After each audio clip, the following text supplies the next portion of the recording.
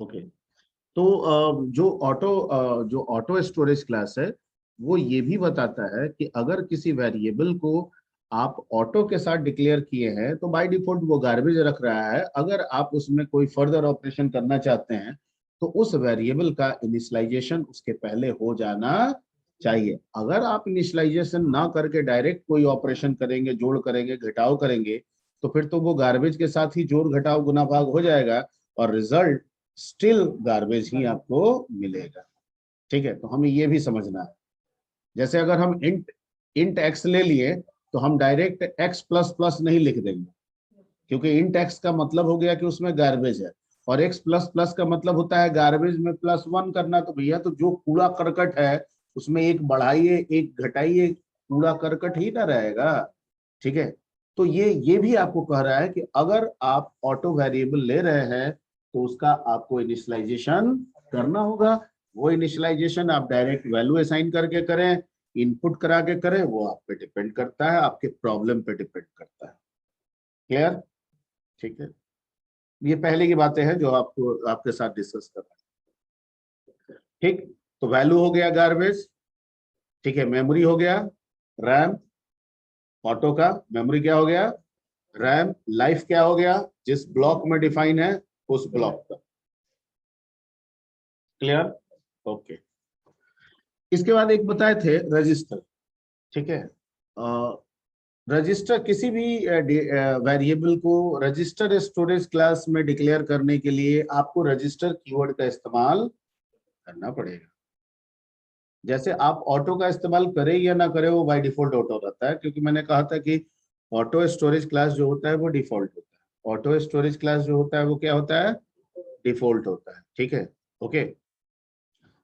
Register के लिए आपको रजिस्टर कीवर्ड का इस्तेमाल करना होगा। ठीक है, जैसे रजिस्टर इंट एक्स। आप कीवर्ड को डाटा टाइप के बाद भी रख सकते हैं, इंट रजिस्टर एक्स ऐसे भी रख सकते हैं। This is also allowed. हो सकता है कि हमने लिख दिया हो रजिस्टर इंट एक्स या ऑटो इंट एक्स, लेकिन इंट ऑटो एक्स ऐसे भी लिखेंगे तो भी अलाउड है। क्लियर? हाँ, ये नहीं हो सकता है कि एक्स के बाद आप ऑटो लिख दें या एक्स के बाद आप इंट एक्स ऑटो, ऐसे नहीं हो सकता है। मैं जो बोल रहा हूं समझ में आ रही बात? Okay, okay. तो जो रजिस्टर है वो कहता है कि अगर आप इस स्टोरेज क्लास को आप यूज करेंगे तो जो आपका मेमोरी एरिया होगा वो अब रैम नहीं, बल्कि वो अब सीपीयू रजिस्टर हो जाएगा। और आप जानते हैं कि सीपीयू के साथ भी मेमोरी एसोसिएटेड होता है। ठीक है, जिसे हम रजिस्टर करते हैं। आप आर्किटेक्चर वगैरह पढ़े होंगे तो या पढ़ाई हो रही होगी तो उसमें इसके बारे में जिक्र भी किया जाता है। ओके, लेकिन जो सीपीयू का रजिस्टर होता है वो रैम के तुलना में काफी छोटा होता है, उसकी कैपेसिटी काफी छोटी होती है। वो हालांकि रैम में भी रजिस्टर होता है, RAM also holds the register, but अगर कंपैरेटिवली हम दोनों को तुलना करें तो सीपीयू का रजिस्टर काफी छोटा होता है, रैम काफी उसके उसके तुलना में काफी बड़ा होता है। ठीक है, तो अगर लार्जर वैल्यू की बात कर रहे हैं, बहुत सारे वैल्यू पे काम करना है, ऑलवेज काम करना है, बड़े बड़े डाटा पे काम करना है, हमारा प्रोग्राम बहुत बड़े बड़े डाटा को हैंडल करेगा, तो बेस्ट वे है कि रैम पे ही हम काम करें।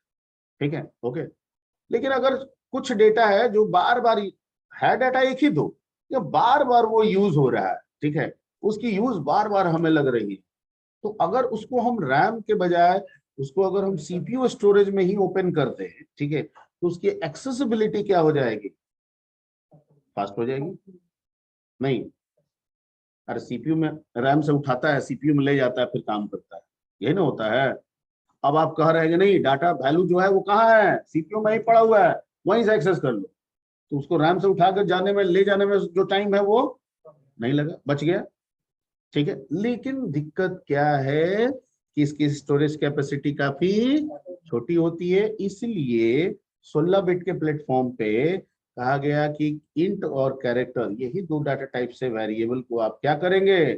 रजिस्टर में डिक्लेयर करेंगे। हालांकि किताबों में यह भी लिखा हुआ है कि अगर बिट बढ़ता है, मान लीजिए 16 बिट से हम 32 बिट के कैपेसिटी पे आएंगे, 32 से 64 पे आएंगे, तो रैम की साइज भी बढ़ेगी, सिमिलरली सीपीयू की रजिस्टर की भी साइज बढ़ेगी। ठीक है, बढ़ेगी ना जी? आप पहले VLSI टेक्नोलॉजी पढ़े तो उसमें आपने कहा है कि लाखों ट्रांजिस्टर लगे हैं, फिर ULSI दसों लाखों ट्रांजिस्टर लगे हैं, ठीक है, आप बोले ना ऐसे, ठीक है। तो नंबर ऑफ ट्रांजिस्टर जब आपका बढ़ रहा है तो उसके अंदर की जो कैपेसिटी है वो भी तो क्या हो रही है, बढ़ रही है। तो कहा गया कि भाई फ्यूचर में मान लीजिए कि रैम भी बढ़ गया तो ऑब्वियसली CPU के रजिस्टर भी बढ़ेगी, ठीक है। लेकिन कितना भी बढ़ेगी आज के डेट में भी जो CPU का रजिस्टर है वो कंपैरेटिवली रैम से हमेशा क्या होगा, छोटा होगा अभी तक का। अब आगे क्या हो जाए वो टेक्नोलॉजी के बारे में नहीं पता है, ठीक है। लेकिन जो बेसिक आर्किटेक्चर है जॉन वॉन न्यूमैन के आर्किटेक्चर, उसके हिसाब से रैम हमेशा क्या होगा, बड़ा होगा, और जो रजिस्टर होंगे वो क्या होंगे, छोटे होंगे, उनके आर्किटेक्चर से अगर लेके चले, ठीक। तो कहता है कि इस केस में 16 बिट में आप सिर्फ इंट और कैर आप स्टोर कर सकते हैं, लेकिन अगर 32 बिट का हो जाता है, हो सकता है कि आपको फ्लोट भी अलाउड हो जाए, हो सकता है आपको फ्लोट भी अलाउड हो जाए, डबल भी अलाउड हो जाए, हो सकता है, ठीक है। आप ये बात को हो सकता में जिक्र कर सकते हैं, लेकिन अगर 16 बिट प्लेटफॉर्म की बात की जाए तो मैं क्या कहूंगा, इंट और कैर ही हो सकता है, बाकी कोई नहीं हो सकता, ओके। इसके होने के बावजूद भी कुछ ही वेरिएबल अगर आप डिक्लेयर करें रजिस्टर में तो ज्यादा बेहतर है, बहुत ज्यादा आप यूज ना करने लगे, ठीक है। क्योंकि अगर आप बहुत ज्यादा यूज कीजिएगा, ठीक है, तो CPU का रजिस्टर बहुत ज्यादा ऑक्युपाई आप अपने वैल्यू से कर लीजिएगा, तो CPU को अपने इंटरनल प्रोसेसिंग के लिए मेमोरी क्या हो जाएगी, कम पड़ जाएगी, और कम पड़ने की वजह से हो सकता है कि कभी कभी सम सिचुएशंस आपके डेडलॉक में जा सकते हैं, डेडलॉक आप पढ़े होंगे, ठीक है। तो हो सकता है कि डेडलॉक जैसा सिचुएशन बन जाए, सिस्टम हैंग करने लगे, ओके, प्रोसेसिंग करने जा रहे हैं सिस्टम हैंग हो गया, कोई काम नहीं हो रहा है, इस तरह की समस्या हो सकती है, ओके।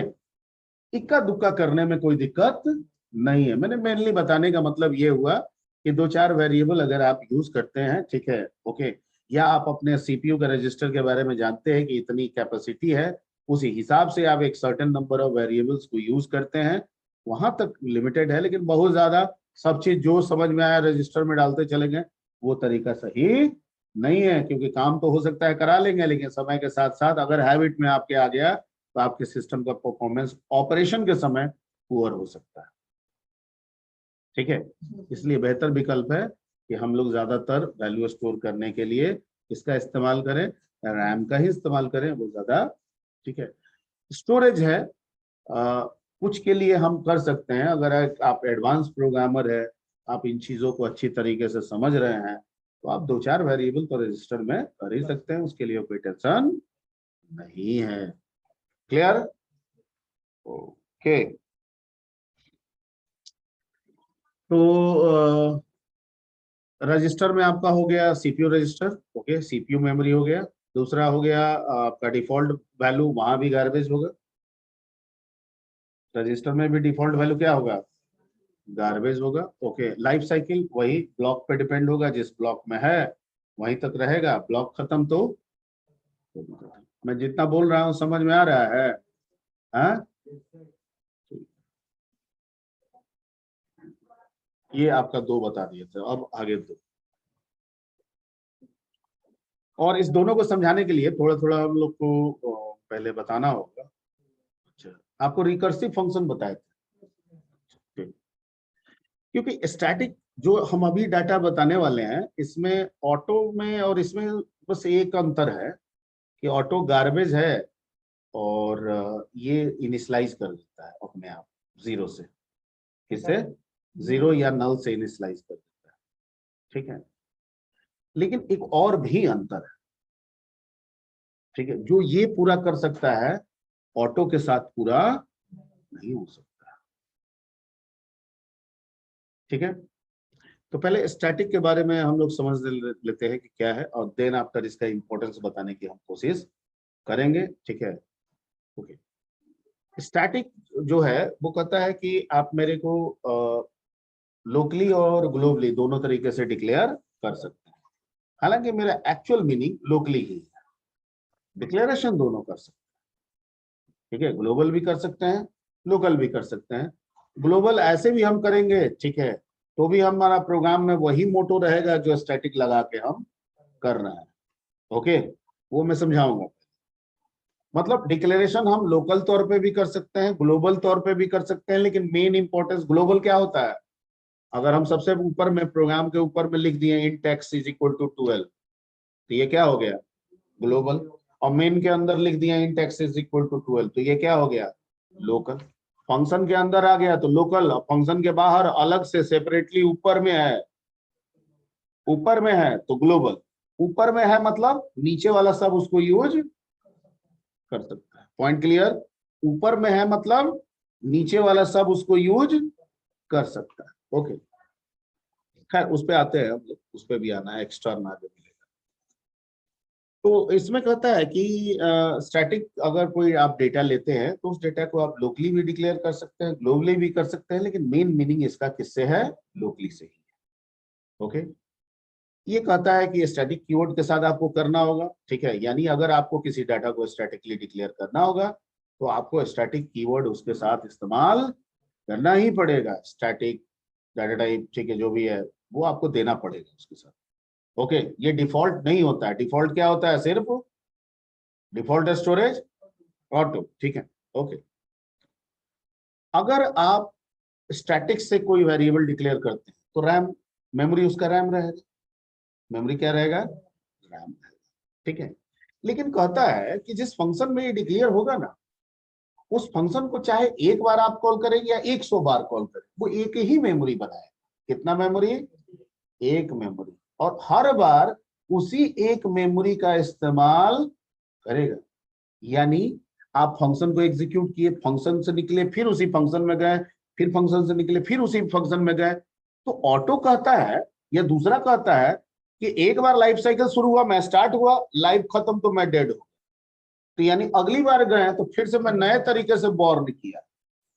ये कह रहा है वैसा नहीं है।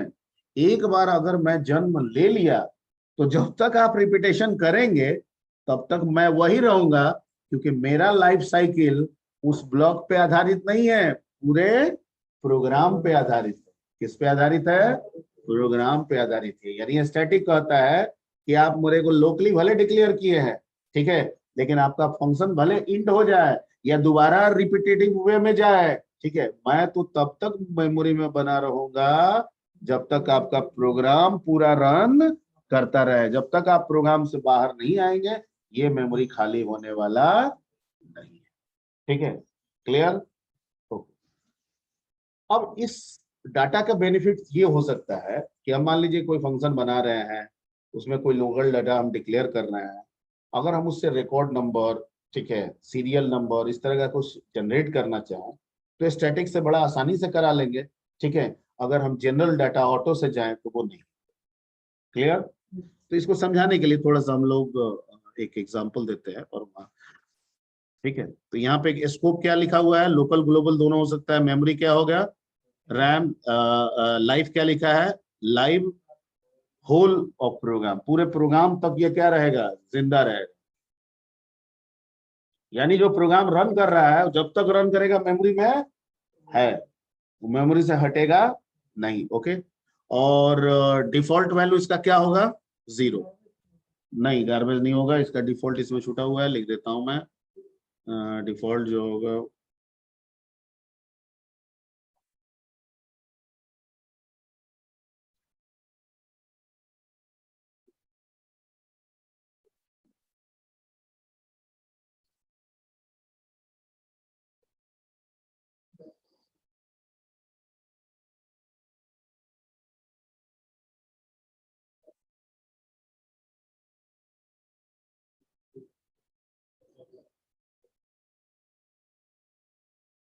ठीक है, अगर न्यूमेरिक है तो 0, और अगर स्ट्रिंग है तो क्या हो जाएगा?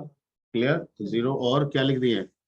नल लिख दिया, ठीक है। अब देखिए इसके लिए हम लोग एक काम करते हैं, इसको समझाने के लिए इसमें एग्जांपल सब कुछ लिखे होंगे।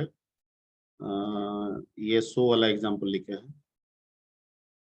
ये एक सिंपल वाला एग्जांपल हम लोग लिखे हैं। यहाँ पे हम आपको समझाते हैं रिकर्सिव से, वो वाला भी एग्जांपल डाल देंगे।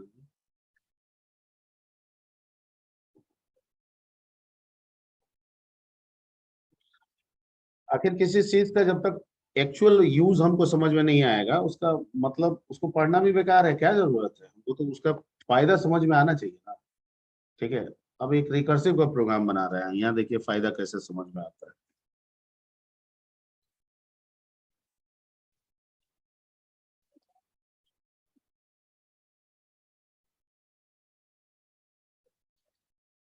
मान लीजिए एक शो नाम का हम बना रहे हैं, ठीक है, और इसमें इंट एक्स लिख रहे हैं।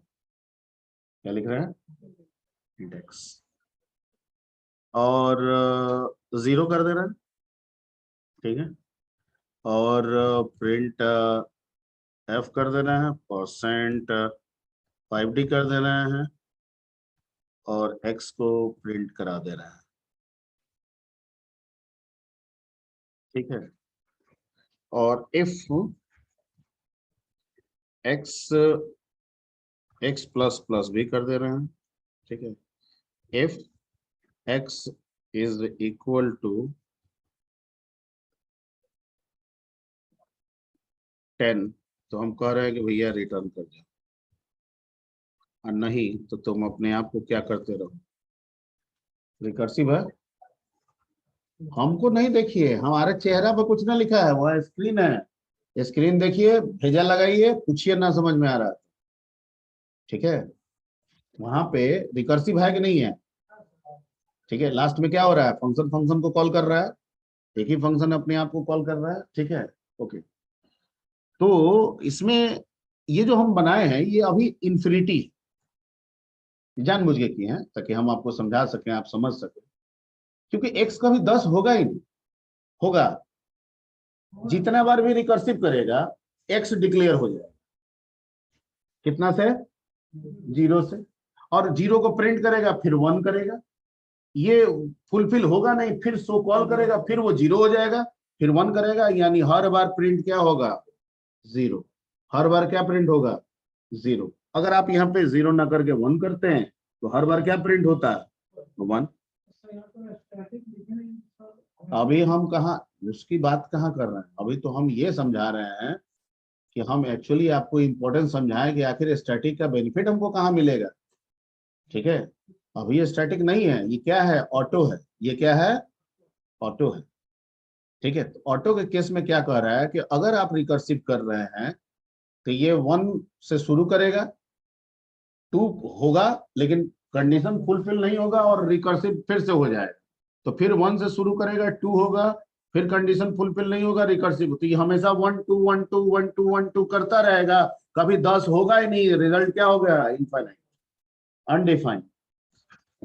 ठीक है। यानी ये प्रोग्राम फंस गया किसमें? वन टू में, जबकि हम क्या करना चाहते हैं? हम चाहते हैं कि 1 से 10 करे, एक करे, दो करे, तीन करे, चार करे, पांच, यानी रिकर्सिव कितना बार चले? 10 बार चले, 11वें बार में बाहर। ठीक है। क्यों नहीं हो रहा है? क्योंकि ऑटो है सर, जितनी बार ये दोबारा दोहरा रहा है वो फिर से डिक्लेयर हो जा रहा है, जितनी बार आ रहा है रिकर्सिव में फिर से वो क्या हो जा रहा है? डिक्लेयर हो रहा है। ठीक है।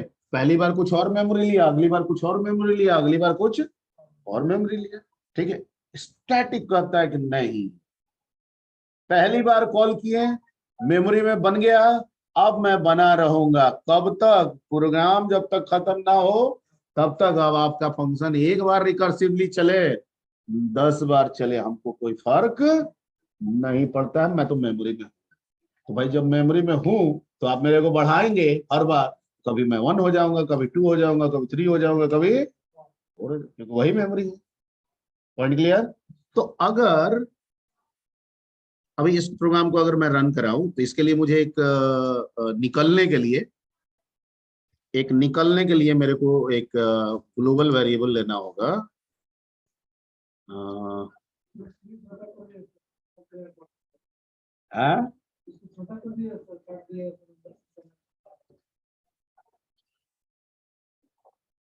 इसको छोटा कर दे,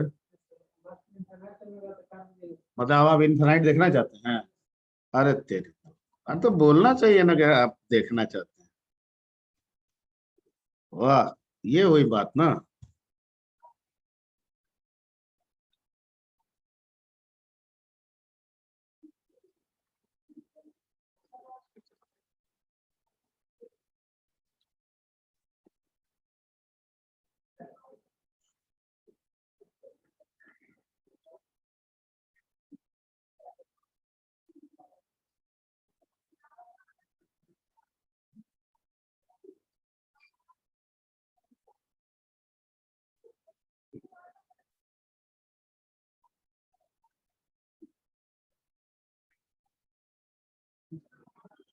उससे ये बाहर मेमोरी फुल हो जा रहा है ना, जैसे रिकर्सिव है वो बाहर ऑटोमेटिक ओएस कर रहा है आपका, इन्फिनाइट जा रहा है। अब ये ऑल्ट 5 देखिए, रिजल्ट इन्फिनाइट है, देखिए अब नॉर्मल प्रोग्राम टर्मिनेशन लिख रहा है, कह रहा है कि जबरदस्ती आप कर रहे हैं, मेमोरी का बफर जाम हो रहा है, हम फोर्सली बाहर आपको कर रहे हैं। ये ओएस कह रहा है, कुछ अकड़म बकड़म चीज भी दिए हुए हैं साथ में, ठीक है, यानी ये तरीका सही। क्लियर? ओके। ये एक्चुअली हो सकता है ओएस टू एस वेरी करे, हम विंडो 11 का इस्तेमाल कर रहे हैं, ठीक है। हो सकता है कि आप पुराना वाला विंडो 8 या विंडो 7 यूज करें, तो उसमें हो सकता है कि ये कुछ समय तक ले जाए, ठीक है ना। और ऑपरेटिंग सिस्टम चूंकि एडवांस होता है तो उसमें बहुत सारी चीजें भी लिखी जाती है गार्बेज कलेक्टर से रिलेटेड, तो इसलिए तुरंत ये निकाल दे रहा है, इन्फिनाइट समझ के तुरंत बाहर करके नीचे मैसेज क्या कर दिया, एबनॉर्मल प्रोग्राम टर्मिनेशन, मतलब ये गड़बड़ है, ठीक है। अब इस गड़बड़ को हमको क्या करना है, ठीक करना है। हमको क्या करना है इसमें कि 1 to 10 करे, ठीक है। कहता है कि सर किया, क्या कर दीजिए सर, बस कुछ मत कीजिए सर, लगा दीजिए स्टार्टिंग, ठीक है। अब 1 करेगा, 2 हो जाएगा, 2 करेगा, 3, 10 हो जाएगा, ठीक है। यहाँ पे आप क्या कर दीजिए, इसको इंक्रीमेंट यहाँ पे मत कीजिए, तो यहाँ पे निकलने के लिए आपको 11 फील्ड डालना होगा। क्या डालना होगा? 11, यानी जब 9 प्रिंट करेगा तो 10 करेगा और उसी समय बाहर हो जाएगा, तो 9 ही तक रह जाएगा। तो इसको या तो आप ये वाला लाइन को लिख दीजिए यहाँ पे शुरू में, ठीक है, इसको कर दीजिए आप यहाँ पे 0, ठीक है। और ये वाला x प्लस प्लस को आप कहाँ कर दीजिए, वैसे ही रहने दें, वैसे ही रहने दें अभी। अच्छा वैसे ही रहने देते हैं, ठीक है, मन नहीं कुछ करते हैं, कुछ नहीं करते हैं, ठीक। तो कहिएगा कि सर सेटिंग कर दिए कुछ, ठीक, कुछ नहीं किए, हो गया। अब x में स्टैटिक लगा दिए तो इनिशियलाइजेशन किससे हो गया, 0 से, हमको करने की जरूरत नहीं है। तो प्रिंट क्या करेगा, 0, 0 से कहां तक चलेगा, 9 तक चलेगा, 10 पे क्या हो जाएगा, तो आपके आपके स्क्रीन पे क्या आना चाहिए, 0 1 2 3 4 5। मान लीजिए आपको कहते हैं 0 से नहीं करना है सर, इनिशियलाइज हो रहा है, ठीक है, 1 से करना है, तो 1 कर देंगे। तो अब क्या प्रिंट होगा, 1 से 9 तक प्रिंट होगा सर, क्योंकि 10 जैसे ही 9 प्रिंट करेगा, 9 के बाद क्या हो जाएगा, x प्लस प्लस होगा, तो वो हो जाएगा 10 हो जाएगा, और उसके बाद इफ फुलफिल हो जाएगा और रिटर्न कर देगा, तो आप तो लौट जाएंगे। तो आपके स्क्रीन पे आउटपुट क्या रहेगा, 1 to 9। लेकिन आप कह रहे हैं कि नहीं सर 10 तक चलाना है, कितने तक चलाना है, 10 तक चलाना है, कितना तक चलाना है, 10 तक। तो एक काम कर सकते हैं कि जो 10 लिखे हैं उसको 11 कर दीजिए, एक ये कर सकते हैं। दूसरा ये कर सकते हैं कि जो x प्लस प्लस प्रिंट के बाद लिखे हैं उसे प्रिंट के पहले कर दीजिए और x को 0 से इनिशियलाइज कर दीजिए, ठीक है। पहले इसी पे छोड़ते हैं। अभी क्या आएगा, 1 to 1 to 1 to 9 आया,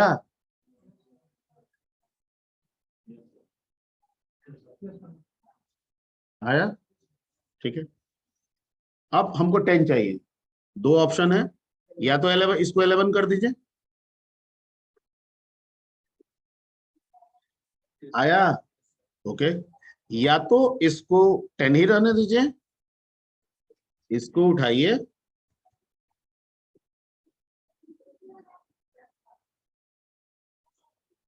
और यहाँ पे आप, ठीक है, और इसको इनिशियलाइजेशन हटा दीजिए, क्या कर दीजिए, हटा दीजिए। अब देखिए आ गया,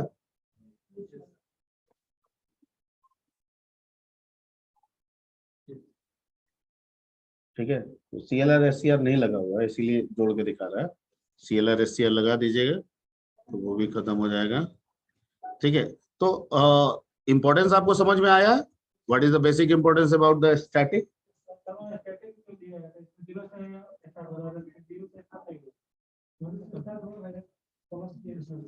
अगर क्लास करती है ना, हमको 1 से ले, आपको 0 से कराना है, 0 बिल्कुल है, तो उसके तुरंत बाद हम क्या कर दिए, इंक्रीमेंट हो गया, तो 0 से कितना हो गया, वन से शुरू कर रहा है, समझ गए? ओके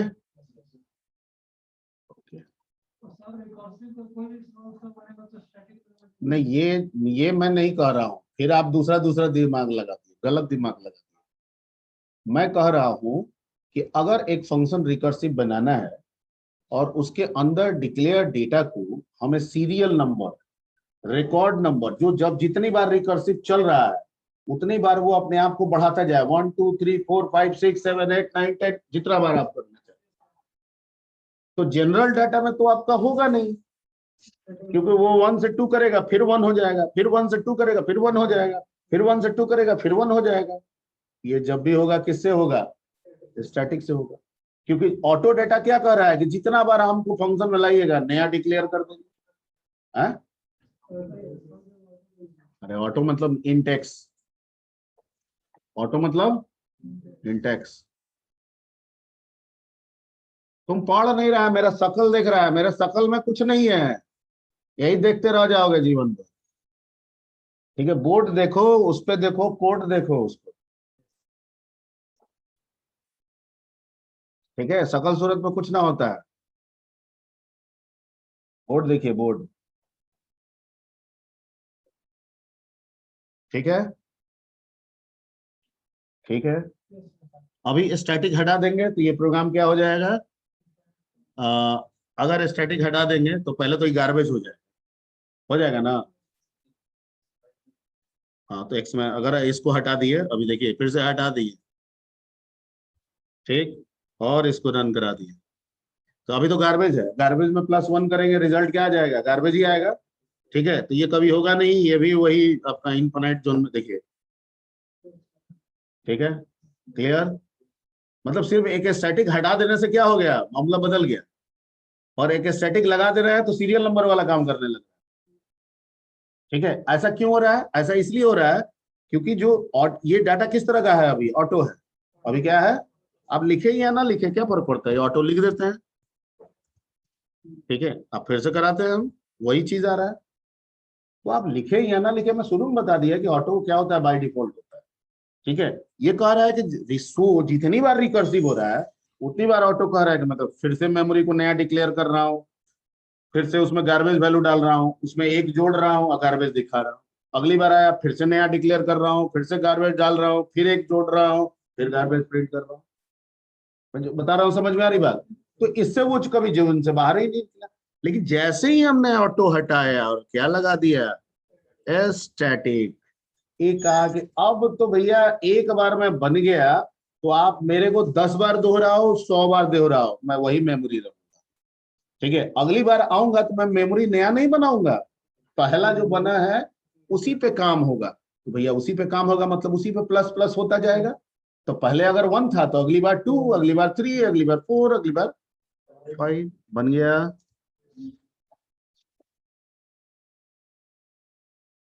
ठीक है, ओके। तो this is the basic importance about the static. तो ठीक है, तो उसमें नोट्स में भी कुछ कुछ लिखा हुआ है, ये ज्यादा काम का है, तो मैं चाहूंगा कि इसको आप लोग नोट कर लेंगे। आप लोग भी जो भी ऑनलाइन में है वो इस प्रोग्राम को नोट कर लेंगे। और स्टैटिक का मेन जो मकसद है, जो मेन मोटो आपको मिल रहा है, वो यहाँ से मिल रहा है। ठीक है, इसके अलावा भी कुछ चीजें हो सकती है, लेकिन जो बेसिक इंपॉर्टेंस है प्रैक्टिकली वो यही बन रहा है।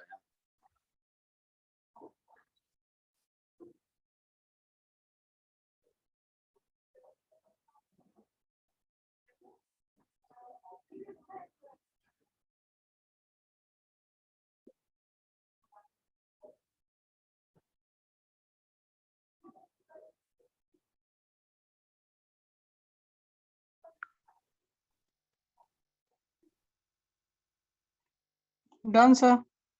Done, okay. Okay, so next topic is extern. ठीक है, extern, extern means global, extern means global, extern means global variable. A global variable is the variable ठीक है, that can be live to all the functions for the program. अभी उतार ही रहे हैं, उतारिए। रुक जाइए जी, अभी ये लोग नोट कर रहे हैं।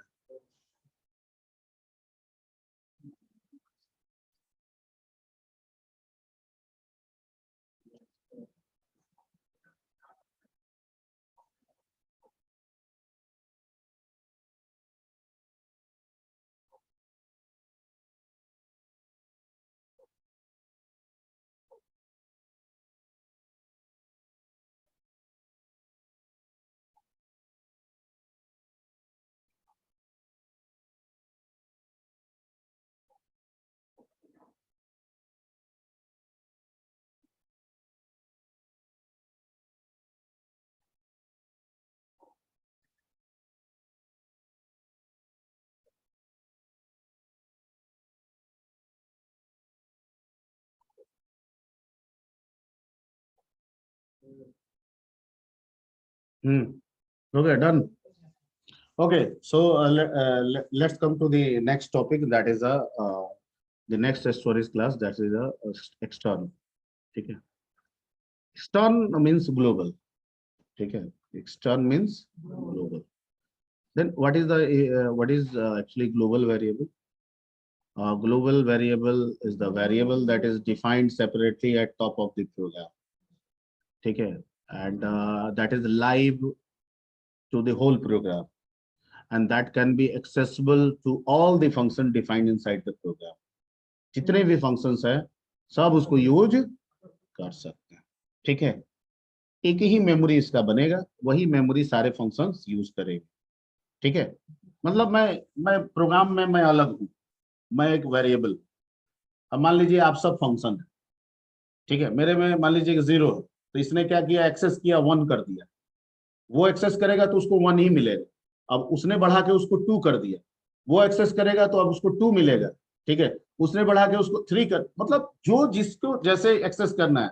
अगर इसने बढ़ा दिया तो बढ़ा हुआ वैल्यू उसको मिलेगा, उसने घटा दिया तो घटा हुआ वैल्यू अगली बार ये एक्सेस करेगा तो इसको मिलेगा। बात आप समझ रहे हैं? यानी एक ही वैल्यू को सब एक्सेस कर रहे हैं, और उसमें या तो इंक्रीमेंट कर रहा है, डिक्रीमेंट कर रहा है, या कोई भी फर्दर ऑपरेशन वो परफॉर्म कर रहा है। Point clear? ओके। एक यहाँ पे सी में क्या है कि हर टॉप ऑफ द डिफाइंड जो वेरिएबल है वो बाकी सारे फंक्शंस के लिए ग्लोबली वर्क करता है। लेकिन अगर कोई ग्लोबल वेरिएबल आप एक दो फंक्शन के बाद डिक्लेयर करते हैं, ठीक है, तो वो ऊपर वाले के लिए ग्लोबली काम नहीं करता। जैसे फॉर एग्जांपल, ठीक है, इसको एग्जांपल से समझना हो।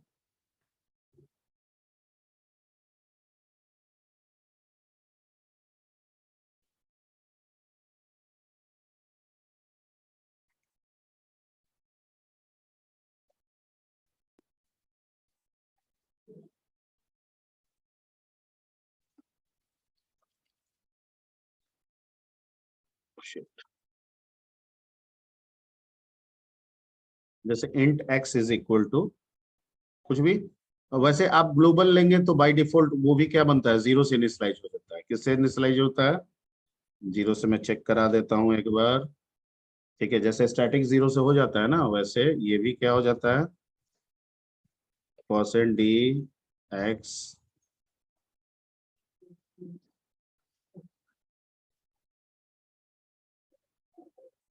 ठीक है, आ रहा है 0। अरे C L R S C R लगाओ ना जी, C L R S C R. ठीक है, ओके ओके, 0 आ रहा है ना। तो इसका मतलब ये नहीं है कि ये स्टैटिक जैसा हो गया, ये ग्लोबल। ये स्टैटिक अपना इंपॉर्टेंस तो लोकल होके 0 कर रहा है ना, वो लोकल होके 0 कर रहा है, और लोकल होके हर अलग अलग रिपीटेशन में ग्लोबल जैसा बिहेवियर दे रहा है। स्टैटिक ये कह रहा है कि मैं तो ऑलरेडी ग्लोबल। ठीक है, अब मेरे इन टेक्स्ट लिखने के बाद जितना नीचे फंक्शन है सब मेरे को यूज करेगा, सब मेरे को यूज करेगा। ठीक है, अब मान लीजिए इसके बाद हमने यहाँ पे बना दिया आपको एक वॉइड शो बना दिया। क्या बना दिया? Void show. ठीक है, और हम यहाँ पे x इज इक्वल टू 12 कर दिए, कुछ नहीं किया। क्या किए हैं, 12 कर दिए। ओके, और यहाँ पे हम इस शो को कॉल कर लिए, तो पहले तो प्रोटोटाइपिंग करना होगा। क्यों? क्योंकि टॉप डाउन अप्रोच है, तो ये पहले प्रोटोटाइपिंग किया, उसके बाद मैंने शो को कॉल कर लिया। ठीक है, ये आपका प्रोटोटाइप हो गया। ठीक है, यहाँ पे शो को कॉल किया, तो जैसे शो को कॉल किया, वो ग्लोबल वेरिएबल में एक्स का वैल्यू क्या कर दिया, 12। अब उसके बाद आके जब ये एक्स प्रिंट करेगा तो क्या अब 0 प्रिंट होगा, क्या प्रिंट होगा? तो इसका मतलब ये सब यूज कर रहा है, ये भी यूज कर रहा है, वो भी यूज कर रहा है, सबको मिल रहा है। ठीक है, आ गया, समझ में आ गया। तो this is the basic importance of the of the global variable. ठीक है, पर ग्लोबल में नहीं, एक दिक्कत है, वो दिक्कत समझना है। इस लाइन को उठा के अगर मेन के बाद रख दें, यहां पे रख दें, ठीक है,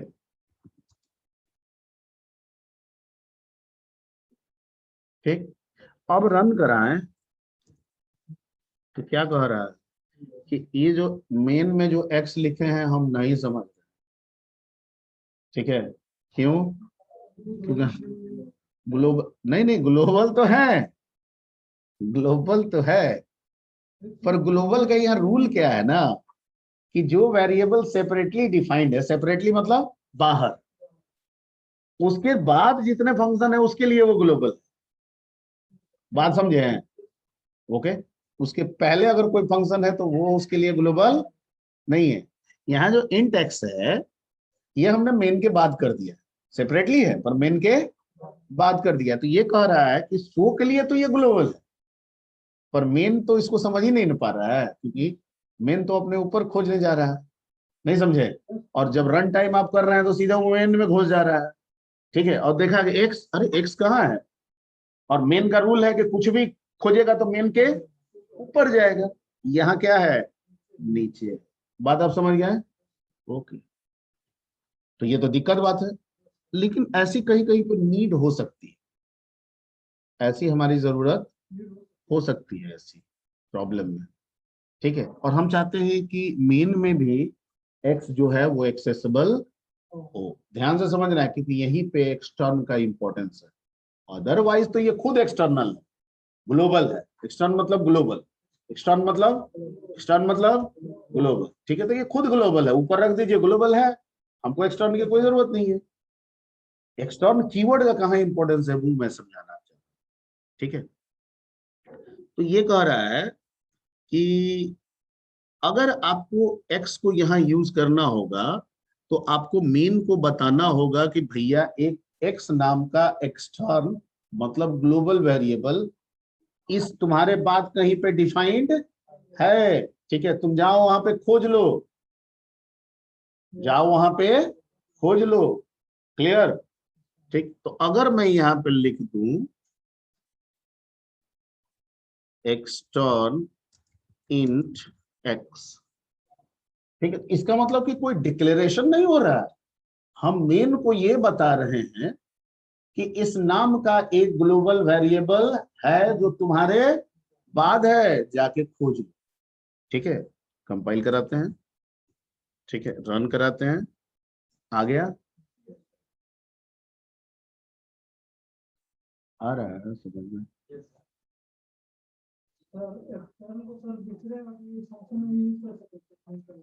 हाँ, हाँ, हाँ, कहीं पे भी आप करा सकते हैं, ये समस्या आपको जहां भी लगेगा वहां आप यूज कर सकते हैं। Point clear?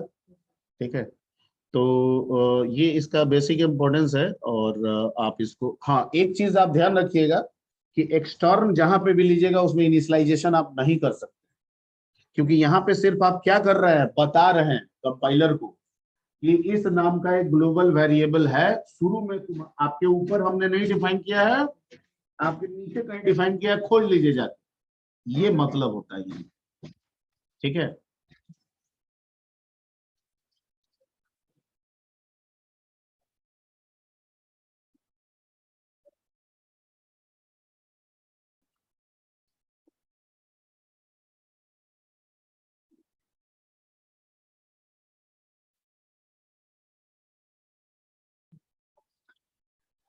चलिए हो गया, नोट कर लिया जी ऑनलाइन।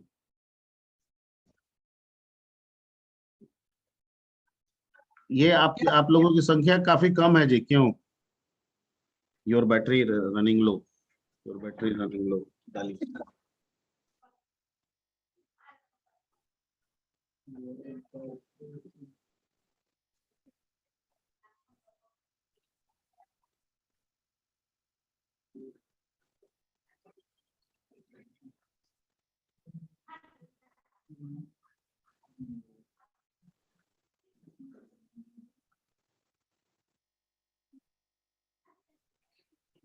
हो गया है, नोट कर लिया है?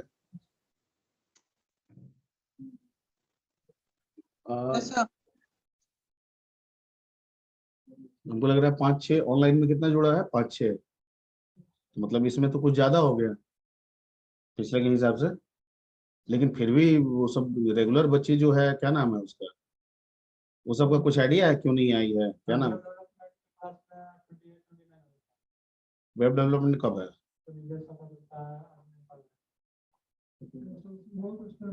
अरे अरे तो इसमें भी आ जाता है, क्या बोलते हैं कि सी में भी रहता ही है 22-23।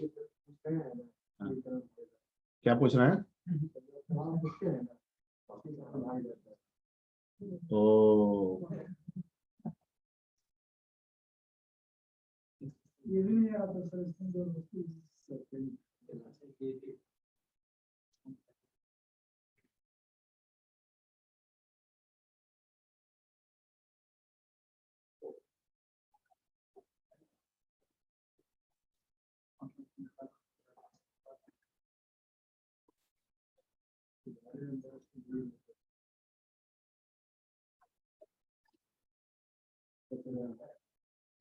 हम्म,